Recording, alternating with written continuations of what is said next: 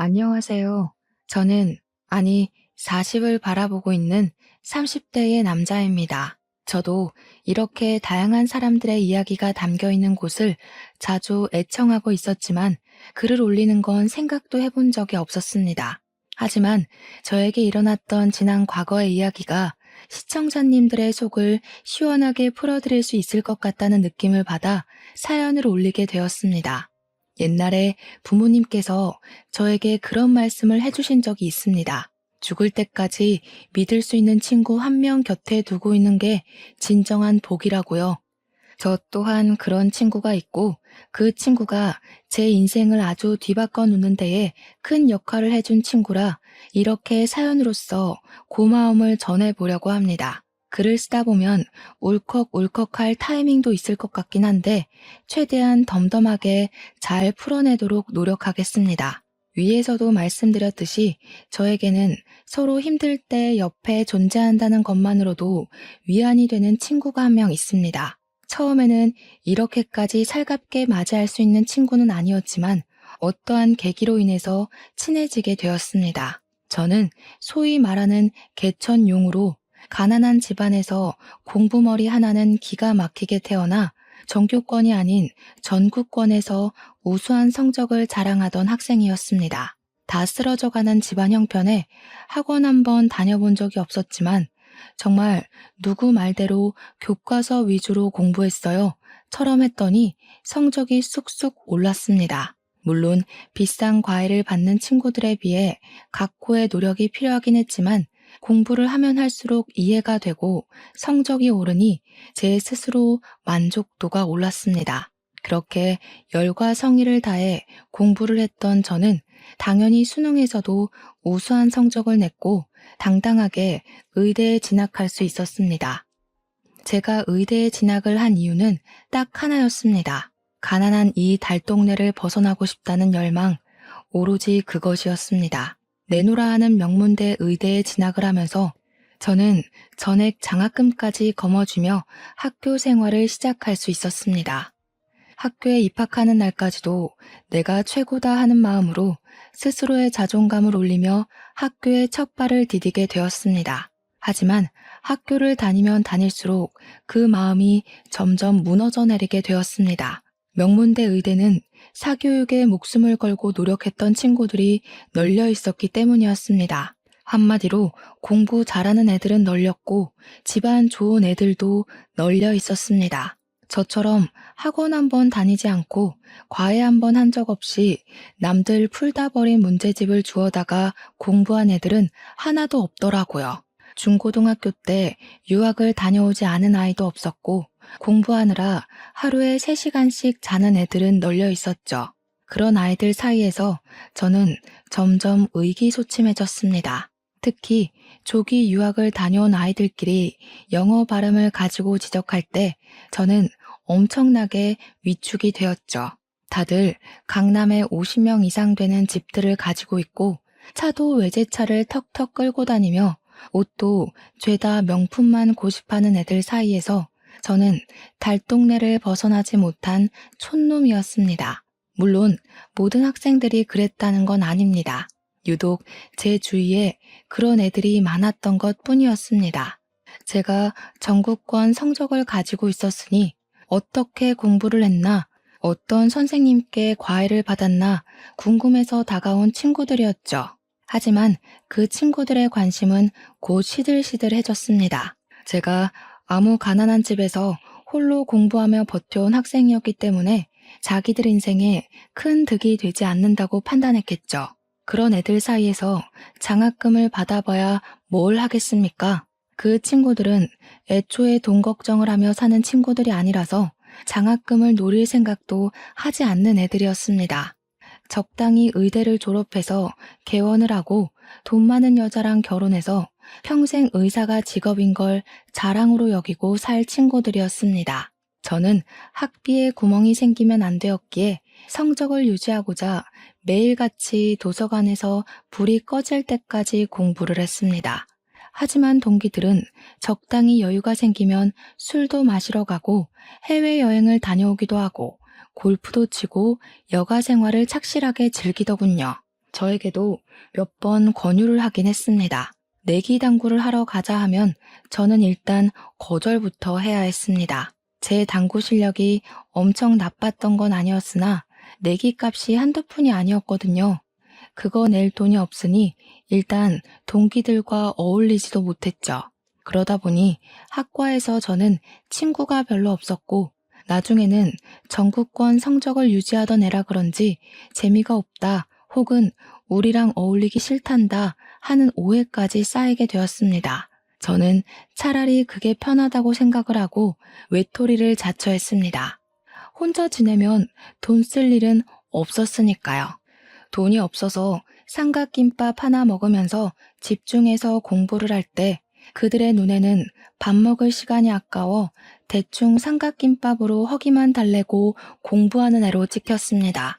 그래도 이 악물고 독하게 공부한 덕에 저는 장학금을 한 번도 놓치지 않았습니다. 또한 우수한 성적을 가지고 있었기에 의대를 졸업하고 전문의 과정을 정할 때에도 원하는 과에 진학할 수 있게 되었죠. 사실 저는 아픈 사람을 살리는 심장외과 의사가 되고 싶다는 꿈이 있었지만 그 자리는 돈이 되지 않는 자리였거든요. 결국 저는 돈이 되는 성형외과나 피부과로 마음을 굳혔고 고민을 하다가 결국 성형외과를 선택하게 되었습니다. 그때 동기들에게 욕도 먹고 시기 질투도 엄청나게 받았습니다. 하루 종일 공부만 하더니 결국 성형외과를 가는 거냐고 역시 돈이 최고지 하는 소리를 들어야만 했죠. 저에게 손가락질을 하는 무리들 속에서 유일하게 제 편을 들어주던 친구가 하나 있었습니다. 네, 그 친구가 저의 평생 친구나 다름없는 그놈입니다. 동기들 사이에서는 성격이 좋아서 인싸로 유명한 친구였는데 우연치 않게 저랑 군대도 비슷한 시기에 다녀오고 복학도 같이 한 친구였거든요. 수업도 몇 번 같이 듣곤 했던 그 친구는 진로를 결정하다가 결국 산부인과를 선택했었어요. 우연치 않게 주변에 있다가 동기들 사이에서 제 이야기가 나오는 것을 듣고 멈칫해 있는데 그 친구가 딱 제 편을 들어주더라고요. 유독 저에 대한 유언비어를 퍼뜨리는 친구에게 야, 경석이가 성형외과에 가든 말든 너희들이 뭘 보태줬다고 고나리 짓을 하냐? 하면서요. 제가 성형외과에 가게 된 것이 부러우면 너네도 놀지 말고 공부하지 그랬냐고 막 쏘아대더라고요. 허구한 날 당구 치고 볼링 치고 술 먹고 하더니 성형외과 못 가게 돼서 질투하는 거 아니냐고 사실만 이야기를 하더라고요. 그때 저는 제가 없는 곳에서 제 편을 들어준 친구에게 따뜻한 마음을 느끼고 그 친구를 위해서라면 저도 발벗고 나서야겠다고 생각했습니다. 그렇게 모든 과정을 마칠 때까지 저희는 붙어 다니게 되었고 둘도 없는 동기가 되었습니다. 저는 졸업 후에 강남에 있는 성형외과에 취직을 하게 되었고 동기는 대학병원에서 산부인과 일을 보게 되었습니다. 제가 성형외과에 취업을 하고 얼마 지나지 않아 만나게 된 여자가 하나 있었는데 매번 저에게 공짜로 보톡스를 놔달라, 필러를 놔달라 하더라고요. 크게 문제될 건 없었으니까 여자친구의 사리사욕을 위해 제가 여러 번 얼굴에 시술을 해주기도 했었죠. 그렇게 1년을 만나다가 여자친구에게 결혼을 하자고 이야기를 했더니 저한테 그거 진심이냐고 하면서 막 깔깔 웃더라고요. 저에게 자기네 집안이 얼마나 빵빵한 줄 알고는 있는 거냐고, 혹시 결혼해서 팔자 펴보고 싶어서 그런 거냐고 하더라고요. 저는 단지 여자친구에게 진심으로 평생 잘해주고 싶어서 저 정도 벌면 먹고 사는 데는 문제가 없을 것 같아 미래를 함께 하자고 했을 뿐인데요. 여자친구는 자기네 집안이 탐나서 제가 욕심을 부린 줄 알더라고요. 그러더니 오빠는 개천용이라서 부담이 된다. 본가도 다 쓰러져가는 달동네라고 하지 않았냐 하면서 거절을 하더라고요. 오빠 형편에 걸맞은 사람을 만나라고 아니면 본가부터 이사를 가라고 하더라고요. 저한테 진심으로 만났던 기간이 있어서 충고를 해주는 거니까 너무 고깝게 듣지는 말라고 하는데 너무 부끄럽고 수치스러웠습니다. 결혼하고 나면 자기가 시댁에 평생 봉사를 해야 할 것 같다고 자기도 부잣집 시댁 만나서 1년에 한두 번만 얼굴 보고 살고 싶다고 하더라고요. 저랑 비슷한 처지에 있는 여자를 만나야 서로에게 좋을 것 같다면서 헤어지자고 하는데 붙잡을 수가 없었습니다. 저는 그때 받았던 상처로 인해 쭉 여자친구를 사귀는 것을 거부하고 있었습니다. 그러던 어느 날이었습니다. 평소와 다름없이 수술과 진료를 마친 뒤 퇴근을 하려고 나섰는데 산부인과에 간 제 동기 명철이한테서 전화가 온 겁니다. 오랜만에 일찍 끝마치기라도 했나 같이 술이나 한잔할까 싶어서 전화를 받았는데 아주 급한 목소리로 저에게 도움을 요청하더라고요. 여동생이 갑자기 사고를 당해서 얼굴을 크게 다치게 되었는데 재건 수술이 필요할 것 같다는 말이었죠. 대학병원 성형외과는 지금 바로 응급수술을 받을 수 있는 인력이 없다고 저에게 간곡히 부탁하는 게 아니겠습니까? 저는 이미 퇴근을 하러 건물 밖으로 나왔지만 명철이에게 얼른 병원으로 오라고 주소를 알려주었습니다. 마음 같아서는 응급실에 가서 진료를 보라고 하고 싶기도 했죠. 오전, 오후 전부 수술이 있어서 피곤했거든요. 하지만 유일하게 제 편을 들어주었던 친구였고 저도 발벗고 나서주기로 결심했던 친구였기에 병원에 다시 들어갔습니다. 당직 간호사들에게 이야기를 하고 퇴근한 마취과 선생님까지 다시 부탁드려 모시고는 수술을 준비했습니다. 8시쯤 명철이가 동생을 데리고 병원을 왔는데 정말 얼굴이 말이 아니더군요.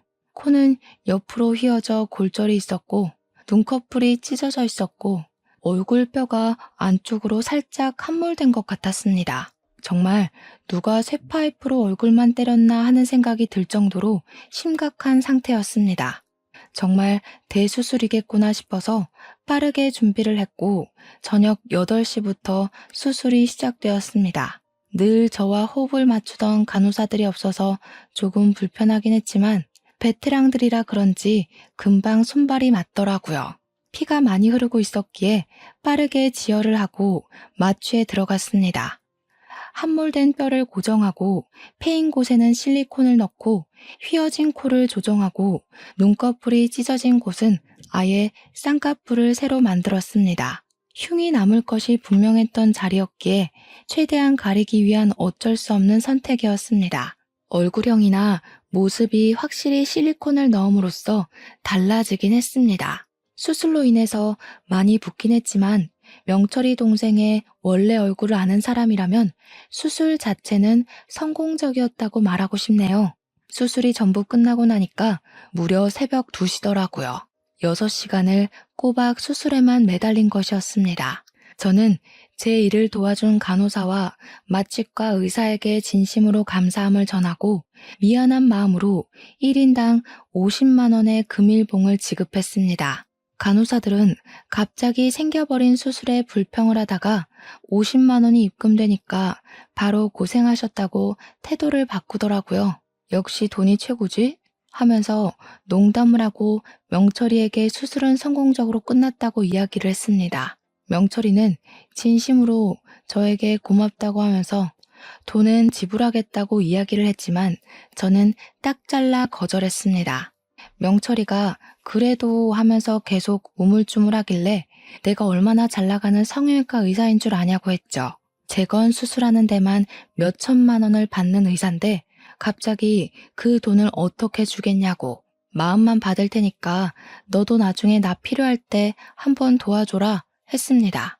산부인과 의사가 뭐 해줄 게 있겠냐 하는데 나 결혼해서 아이 생기면 네가 받아주면 되겠네 했죠.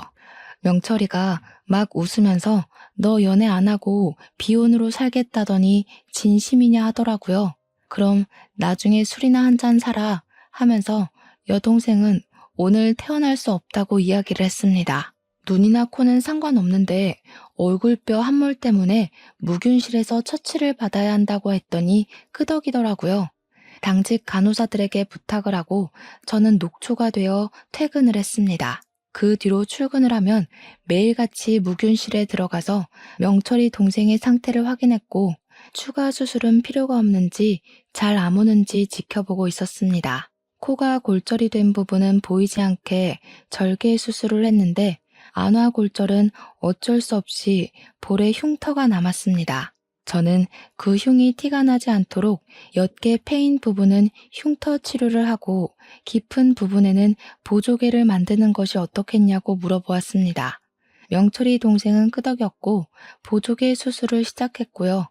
그건 뭐 거의 시술이나 다름없어서 30분 안에 끝났습니다. 명철이는 말끔해진 동생의 얼굴을 보고 조금 낯설어 하면서도 성형의 힘이 이렇게 중요한 거라고 동생에게 장난을 치더라고요. 저에게 진심으로 고맙다 하는 말도 잊지 않았죠. 명철이 동생은 수술한 지 열흘 만에서야 퇴원을 할 수 있었고 얼굴에 멍이 많이 남아 있어서 멍에 바르는 크림을 꼭 쓰라고 설명도 아끼지 않으셨습니다. 그 비용은 모두 제 개인비로 처리를 했기에 뼈아픈 손실이 당연히 일어났지만 명철이가 제 편을 들어줬었던 지난날을 생각하면 아깝지 않았습니다. 그날 이후로 가끔 가다 명철이를 만나서 술도 한잔하고 밥도 먹고 했는데 여동생이 정말 미인이 되어서 가끔 낯설기도 하다고 하더군요. 제가 어떻게 사고가 났길래 다른 데는 멀쩡하고 얼굴만 그렇게 된 거냐고 아무리 생각해도 이상하다고 했죠. 그러니 명철이가 한참을 고민하다가 그제야 말을 해주더라고요. 여동생이 남자친구랑 싸우고 헤어지자고 했는데 남자친구가 손버릇이 무척이나 안 좋은 놈이었던 거죠. 홧김에 애를 그렇게 만들었다고 하는 겁니다. 응급실을 가야 하나 순간 고민을 했지만 하필 다친 곳이 얼굴이라 제 생각이 났다고 하더라고요. 그 정신 나간 놈은 어떻게 했냐? 경찰에 신고는 했냐 하니까 아는 변호사의 도움으로 지금 재판 중에 있다고 했습니다. 치료비 배상이 나오면 저에게 주겠다고 해서 아니라고 동생이 심리치료를 받을 수 있게 사용하라고 했죠. 명철이가 안 그래도 그것 때문에 고민이라고 하더라고요. 여동생이 상처를 크게 입어서 그런지 대인기피증까지 오게 됐다고요. 지나가는 사람들이 갑자기 해코지를 할 것 같다는 느낌을 받아서 길거리도 못 돌아다닌다고 결국 미국으로 가서 잠시 지내다 오기로 했대요. 그러면 저 명은이가 너한테 꼭 고맙다고 전해달라고 했다고 하더라고요. 저는 당연히 의사로서 해야 할 일을 한 거라고 말은 했지만 이상한 놈한테 걸려서 그런 상처를 입은 명철이 동생이 좀 안타까웠습니다. 명철에게 위로의 말을 전하고 저희는 또 그렇게 바쁜 각자의 일상으로 돌아갔습니다. 그 뒤로 저에게 일복이 터진 것인지 진짜 너무너무 바빴습니다. 성형외과에 찾아오는 손님들도 무척이나 늘었고요. 또 제가 젊은 의사임에도 불구하고 실력이 좋다고 소문이 나서 방송가에서도 저를 찾아오고 했습니다. 연예인 지망생들부터 방송국에서도 출연해달라는 문의가 빗발치기 시작했습니다. 바쁘게 살던 와중에 제가 방송을 하나 나가게 되었는데 그 프로그램에서 코너 속의 코너를 진행하는 캐스터와 안면이 생기게 되었습니다. 저한테 먼저 살갑게 선생님이 성형을 그렇게 잘하신다고 하던데 제 친구들도 선생님께 코 수술했더라고요. 제 코도 한번 봐주세요 하면서 다가왔습니다. 코 수술 이미 하신 거 아니냐고 물어보니 했죠. 근데 방송물 먹는 애들은 2번, 3번 하잖아요. 하더라고요. 자기는 한 번밖에 안 했다면서 지방 촬영 때문에 바쁘긴 하지만 시간 내서 찾아오겠다고 하더라고요. 성격이 참 털털해 보였습니다. 그래서 연락 주고 오시라고 명함을 하나 드렸어요. 그 뒤로 연락이 왔는데 성형 얘기는 물어보지도 않고 제 개인사를 막 물어보더라고요.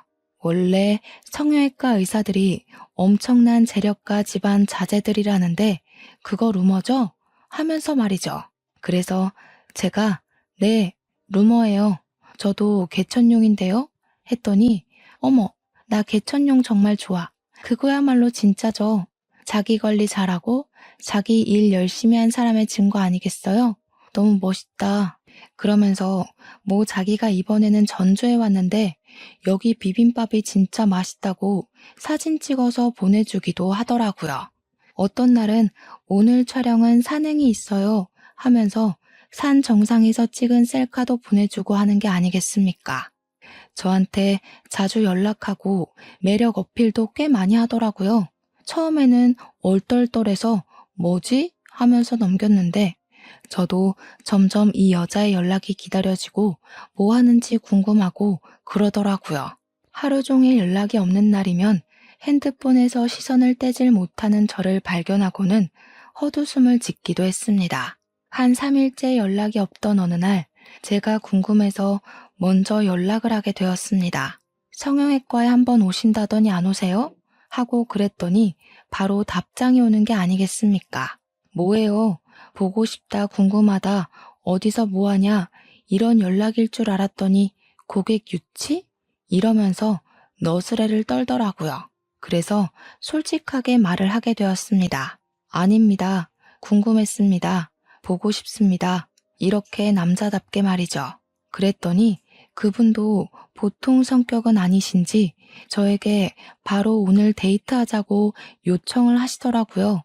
뭐 저희 둘이 길 가다가 알아볼 만큼의 유명 인사는 아니긴 했지만 간혹 가다가 알아보는 사람들이 있긴 하더라고요. 그래서 마스크도 쓰고 모자도 눌러 쓰고 그러면서 데이트를 즐기기 시작했습니다. 저야 그냥 성형외과 의사라지만 그분은 방송인이니까 괜히 스캔들이라도 터지고 하면 그렇지 않겠습니까?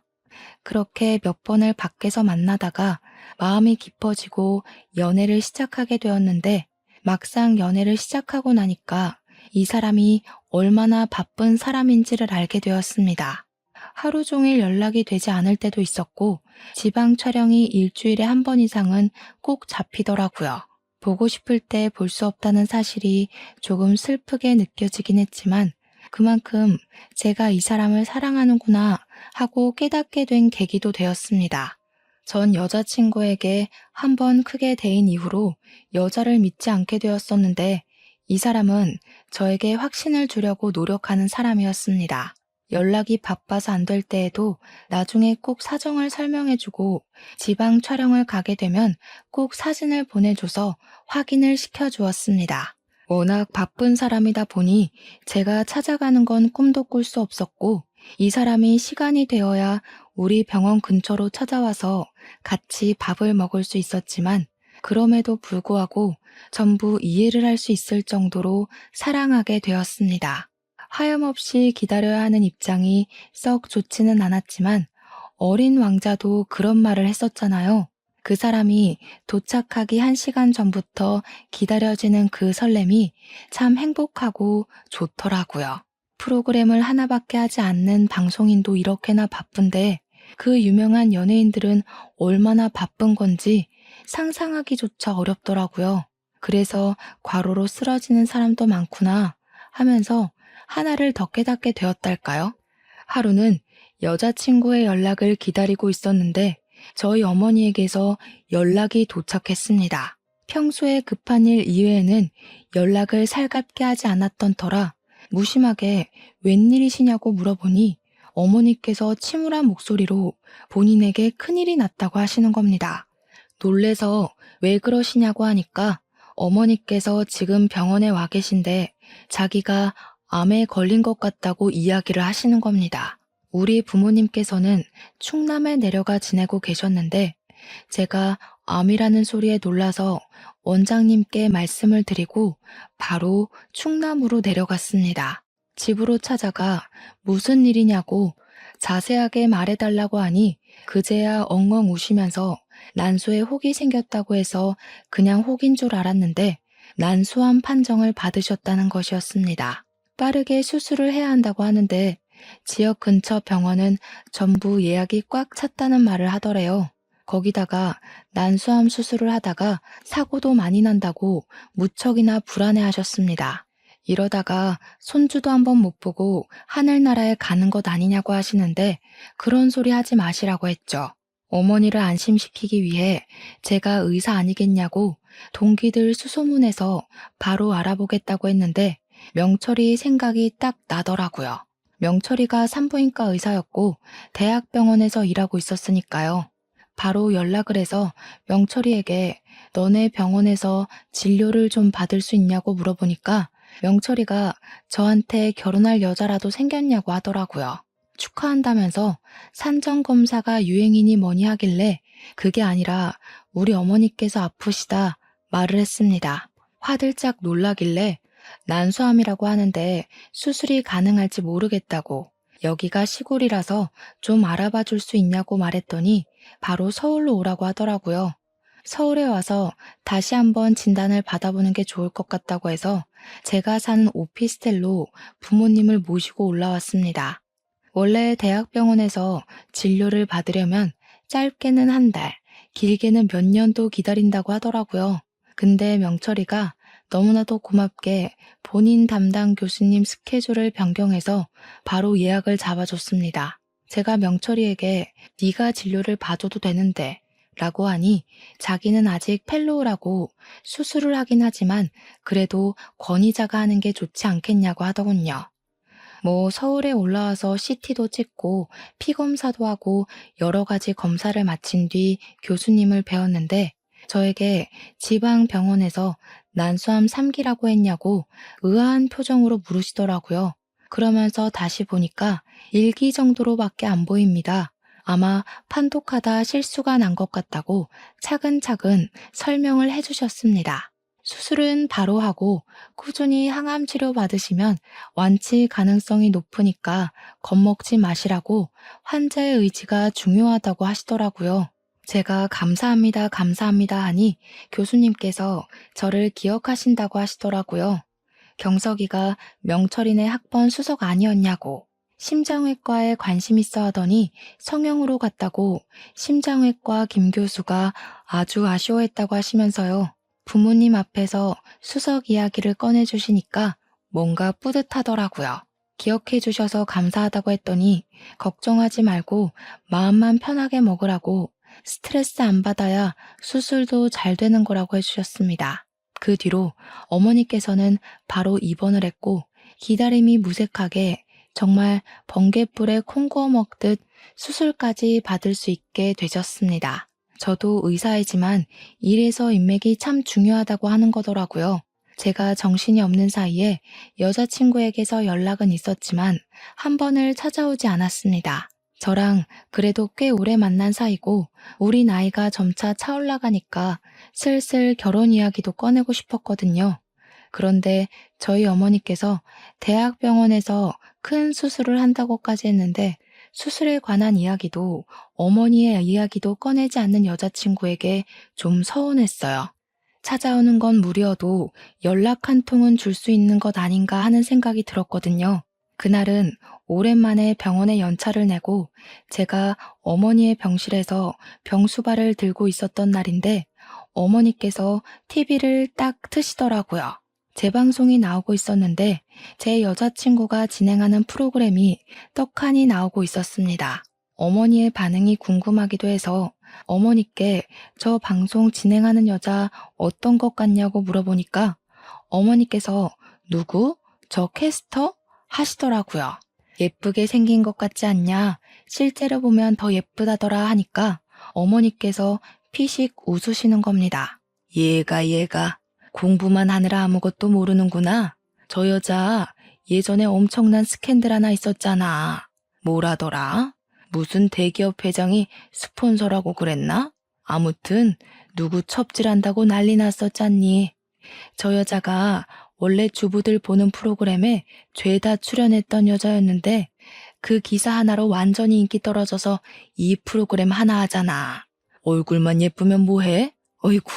저는 그 말을 듣고 머리를 한 대 얻어맞은 것 마냥 멍하니 아무것도 할 수 없었습니다. 제 여자친구가 다른 남자, 그것도 늑다리 기업 회장을 스폰서로 두고 있었다는 게 믿어지지가 않더라고요. 그 이야기를 들었는데 제가 어떻게 가만히 믿고만 있을 수 있겠습니까? 저는 바로 여자친구에게 만나자고 연락을 넣었습니다.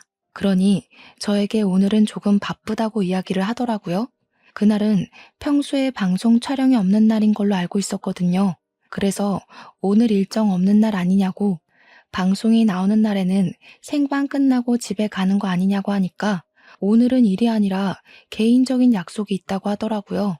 아무리 개인적인 약속이라고 해도 어머니께서 암으로 고생하시고 있는 남자친구가 급하게 만나자고 하는데 거절을 하니까 좀 그랬습니다.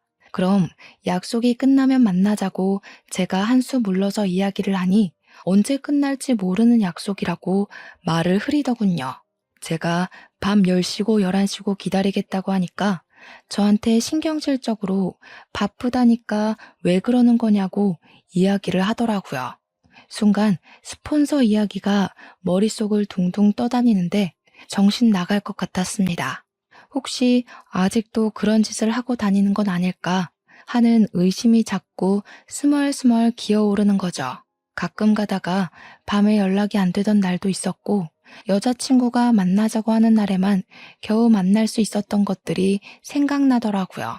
저의 의심은 점점 확신으로 바뀌고 있었습니다. 그래서 저는 연인 사이니까 솔직하게 말을 해야 한다고 생각이 들어서 지금 의심이 든다고 말을 했습니다. 당신에게 스폰서가 있었다는 이야기를 이제 와서 들었다고 솔직하게 말을 해달라고 했더니 바로 여자친구에게서 전화가 오더라고요. 그게 언제적 루머인데 아직까지도 믿고 있냐면서 오히려 저에게 실망이라는 말을 하더라고요. 솔직하게 말해달라고 그거 루머 맞냐고 다그쳤습니다. 그랬더니 지금 자기를 못 믿는 거냐면서 그 루머 때문에 방송도 다 잘리고 자기가 정말 힘들게 살았다고 하더라고요. 그 대기업 회장이 누구인지 아냐고 누군지는 안 뜨고 소문만 있는 거라고 자기가 그 기사를 쓴 기자 명예훼손으로 고소도 했었다고 하더라고요. 그러고는 기분 나쁘니까 나중에 연락하겠다면서 전화를 뚝 끊어버렸습니다. 저는 어머니 병실에 앉아서 그 기자가 누구인지 열심히 검색을 해보았습니다. 기사가 다 내려간 탓에 아무리 찾아도 원본 기사는 찾을 수가 없었고 기사를 쓴 기자도 누군지 찾을 수가 없었습니다. 막막하던 순간에 여자친구의 안티카페가 있을까 싶어서 검색을 해보니 딱 하나가 뜨더라고요. 회원수가 500명뿐인 초라한 안티카페였지만 가입을 해서 글을 찬찬히 살펴보니 떡하니 그 기자의 이름이 적힌 기사가 올라와 있었습니다. 저는 서둘러 확인을 하고 기자 이메일을 찾아서 메일을 남겼습니다. 방송인 유미애 씨의 스폰서 내용을 확인하고 싶다고 말입니다. 그 기자가 다음날 저에게 연락이 와서는 그 기사 때문에 자기가 명예훼손으로 고소를 당해서 벌금도 냈었다고 입 밖으로 꺼내기 싫다고 이야기를 하더라고요. 그래서 솔직하게 저도 오픈을 했죠. 제가 남자친구인데 그 내용으로 과민 반응을 하더라. 좀 수상하다. 자세하게 알고 싶다. 구구절절 말입니다. 만나서 이야기를 하자고 먼저 요청을 하길래 병원으로 와달라고 부탁을 하니 오셨더라고요. 멋쩍게 앉아서 이야기를 들을 수 있었습니다. 유미애 씨, C기업 이 회장이랑 그렇고 그런 사이 맞아요. 제가 직접 찍은 사진도 있었고요. 물론 C기업에서 저한테 수십억 대 소송을 걸겠다고 으름장을 내서 2차 폭로는 무기한 중지되었죠. 상대방을 숨기고 기사를 냈는데 명예훼손으로 그 여자가 소송을 걸 줄 알았겠습니까? 덕분에 1,000만 원이나 벌금을 냈어요. 근데 남자친구 맞아요? 왜 이런 걸 캐고 다닙니까? 아무래도 그 스폰이 아직도 이어지고 있는 것 같다는 의심이 들어서 말입니다. 증거는 없지만 밤에 연락이 안 될 때도 있고 촬영이 없는 날에도 촬영한다고 거짓말을 하더라고요. 그 여자 원래 이쪽에서는 유명했어요. C기업 말고도 다른 기업 회장들이랑도 뭐 있을걸요? 아무튼 남자친구라고 하시니 좀 안 됐네. 그냥 빨리 헤어지세요. 그게 똥 피하는 길입니다. 병원 로비에서 그런 이야기를 하고 있는 와중에 명철이가 지나가다가 저를 보고 반갑게 달려왔습니다. 기자분을 보더니 저한테 오 뭐야 여자친구? 하고 물어보더라고요. 그래서 아니라고 기자님이라고 소개를 하니 명철이가 당황해하면서 기자를 왜 만나고 있냐고 성형외과에 무슨 일 생긴 거냐고 물어보더라고요. 명철이까지 속이긴 좀 그래서 솔직하게 이야기를 했습니다. 사실 방송인 유미애가 내 여자친구라고 말이죠. 그랬더니 명철이가 기자를 향해서 잘 만나고 있는 커플 헤어지게 하려고 사생활을 캐는 거냐고 하더라고요. 오해가 단단히 쌓인 것 같아서 그런 거 아니라고, 여자친구가 스폰서 일을 한다는 소문을 들어서 확인차 만난 거라고 했죠. 그러니 명철이가 갑자기 유미애? 유미애? 하더니 얼굴이 사색이 되더라고요. 그 표정을 보고 저도 놀라서 뭐 아는 거 있냐고, 유미애랑 아는 사이냐고 물어봤더니 명철이가 저한테 이야기를 해주더라고요. 우리 동기 혜성이 있잖아. 혜성이가 몇 년 전에 산부인과를 개업했는데 거기 단골 손님이거든. 제가 명철이한테 너 아직도 혜성이랑 연락하고 지내는 거냐 하니까 명철이가 혜성이가 자기 여자친구라고 하더라고요. 졸지에 잠복 근무를 하는 형사도 아닌데 완전 무장을 하고 퇴근 시간을 맞춰 저와 명철이 그리고 기자님까지 셋이서 혜성이의 산부인과로 향했습니다. 혜성이에게 어떻게 이야기를 꺼내야 할지 고민을 하다가 사실 내가 유미의 남자친구다 하면서 운을 뗐습니다. 스폰서 짓을 아직도 하고 있는 듯하니 결론은 진료 기록을 보고 싶다는 말이었습니다. 그러니 혜성이가 저를 싸늘하게 바라보면서 환자 진료 기록을 제3자에게 보여주는 건 불법이라 안 된다고 하더라고요. 의사가 될 때 선서하지 않았냐고, 도대체 학교 수석이라는 놈이 눈이 멀어서 뭐하고 있냐고 하더라고요. 순간 부끄러워져서 고개를 푹 숙이고 미안하다 하고 있는데 혜성이가 그러대요. 명철이 여동생 수술해줬던 게 고마워서 그냥 친구로서 조금 흘려주는 거라고, 자기한테 들었다고 하지 말라고 하더라고요. 3일 뒤 저녁 9시에 아마 우리 산부인과에 방문할 거야, 그 여자. 사람들 눈 의식해서 밤에만 찾아오거든.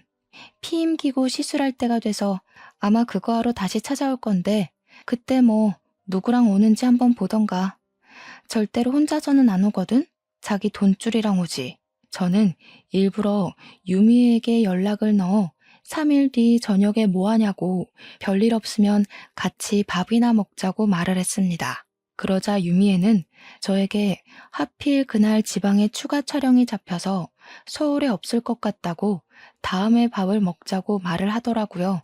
저는 그날 혜성이의 병원에 가기 위해서 유미애가 술을 쓰는구나 느끼게 되었습니다.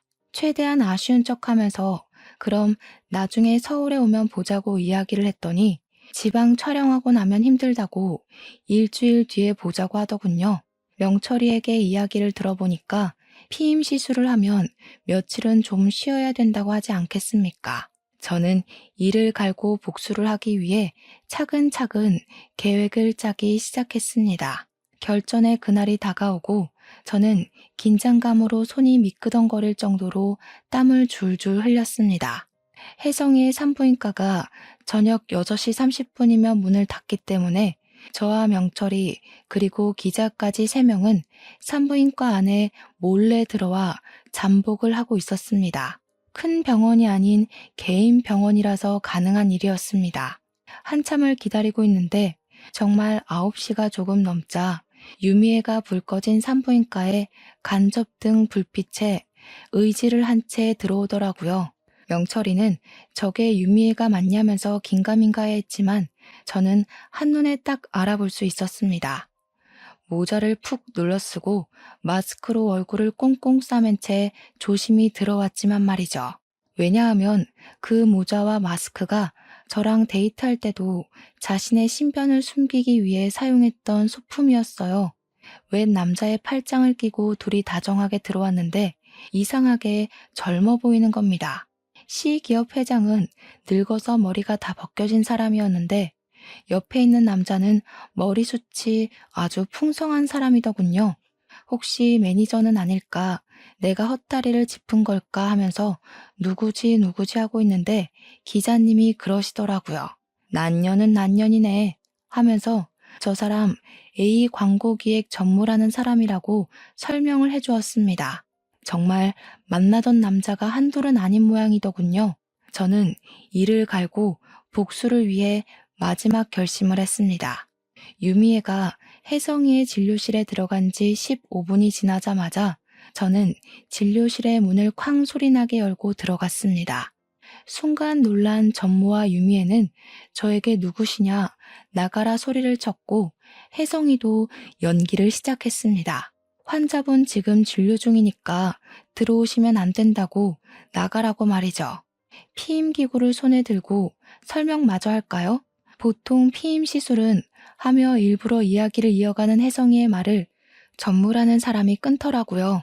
저는 유미애를 향해 너 딱 걸렸어 라고 말을 했고 전무는 여기 사람 없냐고 이 사람들 좀 끌어내라고 소리를 치더라고요. 영업이 끝난 산부인과에 다른 직원이 누가 있겠습니까? 기자는 바로 셔터를 눌렀고 그 둘은 얼굴을 가리면서 찍지 말라고 연신 소리치고 있었습니다.